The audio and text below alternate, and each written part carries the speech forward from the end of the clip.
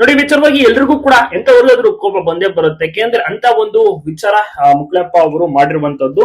ಅಂದ್ರೆ ಇವರು ಹಿಂದೂ ಹುಡುಗಿಯನ್ನ ಮದುವೆ ಆಗ್ತಾ ಇರೋದು ಗಾಯತ್ರಿ ಅಂತ ತಮ್ಮದೇ ಜೊತೆಗೆ ಕಾಮಿಡಿ ವಿಡಿಯೋಸ್ ಗಳನ್ನೆಲ್ಲ ಮಾಡ್ತಾ ಇದ್ದಂತ ಒಂದು ಹುಡುಗಿಯನ್ನ ಮದುವೆಯಾಗಿದ್ದು.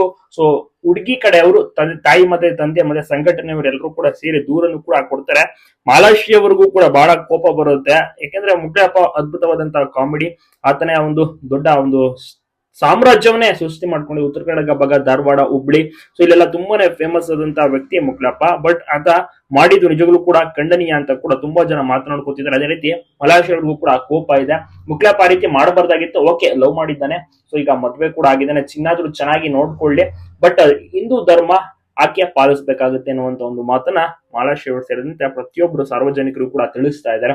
ಅವರ ಧರ್ಮ ಅವರಿಗೆ ಗ್ರೇಟ್ ಅಲ್ವಾ, ಮುಕ್ಲಪ್ಪನ ಧರ್ಮ ಮುಕ್ಲಪ್ಪನಿಗೆ ಗ್ರೇಟ್. ಅದೇ ರೀತಿ ಗಾಯತ್ರಿ ಅವರು ಕೂಡ ಹಿಂದೂ ಧರ್ಮವನ್ನ ಪಾಲಿಸಬೇಕಾಗುತ್ತೆ.